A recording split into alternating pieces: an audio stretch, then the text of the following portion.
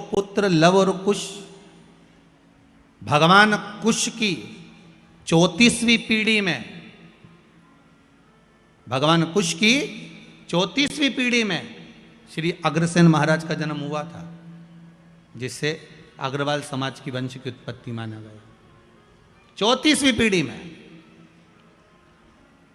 और श्री वल्लभ सेन जी जो श्री अग्रसेन जी महाराज के पिता हैं, वल्लभ सेन जी, उनकी जो धर्मपत्नी थी भगवती देवी जी, विदर्भ की थी। विदर्भ से दो माताएं हमारे यहाँ आई थी, एक सूर्यवंश में एक चंद्रवंश में। सूर्यवंश में वल्लभ सेन जी की जो धर्मपत्नी है वो विदर्भ की है भगवती माता जी, और विदर्भ से ही श्री रुक्मणी माता जी जो भगवान कृष्ण की धर्मपत्नी है। ये दो विदर्भ से आई।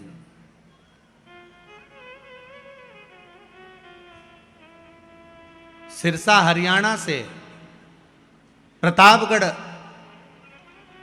हिसार से ये अग्रसेन महाराज जी के पिता वल्लभ सेन जी निवास करते थे, और उनके जो विवाह संबंध हुआ था वो भगवती देवी जी से हुआ था। तो भगवती देवी जी जो विदर्भ से आई थी, उनके मन में एक भाव जागृत हो गया था कि मैं सूर्यवंश की बहू, राम जी के वंश में 34वीं पीढ़ी में, कुश के अंतर्गत 34वीं पीढ़ी में हमारा जन्म हुआ है, हम यहां आए हैं, क्यों ना राम जैसा पुत्र मेरे घर में उत्पन्न होना चाहिए। तो उन्होंने वल्लभ सेन जी से निवेदन करा था कि मेरे गर्भ से जो संतान हो वो भगवान की भजन करने वाली और जगत का कल्याण करने वाली हो, ऐसी कोई संतान हो। तो भगवती देवी जी ने जब अपने पति वल्लभ सेन जी से निवेदन करा, तो वल्लभ सेन जी ने कहा एक काम करना, शिव की आराधना करना, शंकर का भजन करना। और वल्लभ सेन और माता भगवती देवी ने दोनों ने जब शंकर की आराधना करी, स्वयं शंकर भगवान ने आकर कहा कि तुम्हारे गर्भ में जो बालक होगा वो राम जैसा ही कीर्तिवान होगा, कोई साधारण नहीं हो सकता। और मां भगवती के गर्भ से जो बालक हुए वो अग्रसेन जी हुए।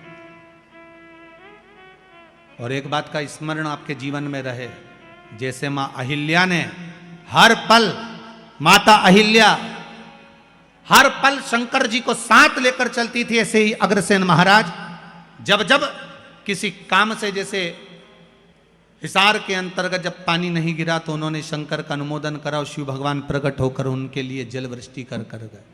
देखो हमारे यहाँ के जितने जितने पूर्व में चाहे राजा रहे, महाराजा रहे, संत रहे, साधु रहे, ये शिव के उपासक रहे। आपसे भी निवेदन है, संपूर्ण जितने भी लोग इस पावन कथा को सुन रहे हैं, एक बूंद भी अगर जल की शिव पर समर्पित होती है तो उसका फल